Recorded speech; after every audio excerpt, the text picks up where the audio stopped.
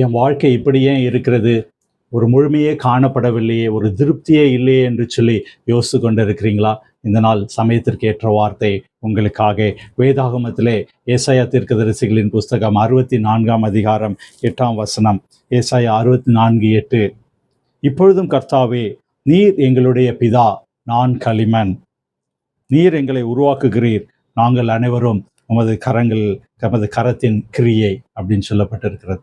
இந்த இடத்துல மனுஷர்களாகிய நாம் ஒரு களிமண் என்பதை நினைவு கூறும்படியாக கர்த்தர் இந்த நாளிலே அழைக்கிறார் இல்லையா? அந்த களிமண் ஒரு குயவன் கையில், குயவன் அந்த பானை பாத்திரங்களை செய்கிற அந்த மனிதன்ல குயவன், அந்த குயவனுடைய கையில் இருக்கிறது தான் அந்த களிமண்.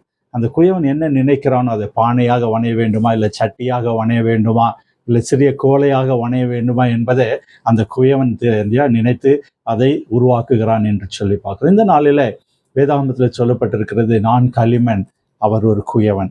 அவர் என்ன விதமாக வணைய வேண்டும் என்று சொல்லி விரும்பி இருக்கிறாரோ அந்த விதத்திலே அவர் நம்மை உருவாக்குகிறார்.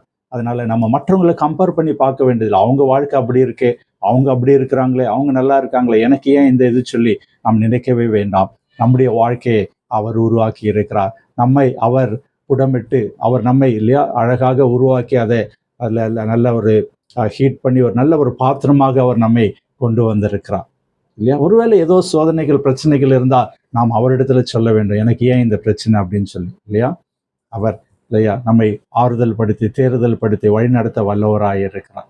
அதற்கு அந்த அதிகாரம் அவர் கடத்திலே இருக்கிறது என்று சொல்லி பார்க்கிறோம். நம்முடைய வாழ்க்கையை குறித்து கேள்வி கேட்பதற்கு நமக்கு அதிகாரம் இல்லை. நாம் நம்முடைய கவலை கண்ணீர் எல்லாவற்றையும் நாம் அவரிடத்துல சொல்லுவோம். நம்மை களிமண் என்று நினைவு கூறுவோம். நம்மை உருவாக்கினவர் சர்வவல்ல தெய்வம் என்பதை நினைவு கூறுவோம். அவர் உருவாக்கி இருக்கிற பாத்திரமாக இருக்கிற நாம இருக்கிறபடினால நம்ம ஒன்றுக்கும் கவலைப்பட வேண்டாம். மற்ற சுற்றி இருக்கிற சூழலை பார்க்க வேண்டாம். அவங்க அப்படி இருக்காங்க, இவங்க இருக்காங்கன்னு பார்க்க வேண்டாம். கர்த்தர் நம்மை யூனிக்காக, நம்மை ஒரு தனித்துவத்தோடு அவர் நம்மை உருவாக்கி இருக்கிறார். அதற்கு நாம் கர்த்தருக்கு நன்றி செலுத்துவோமா? ஜெபிப்போம். எங்கள் அன்பின் பரம தகப்பனே, நீர் எங்களை ஒரு தனித்துவத்தோடு உருவாக்கி இருக்கிறீர். நாங்கள் மற்றவர்களைப் போல இருக்க வேண்டும் என்று அவசியம் இல்லை.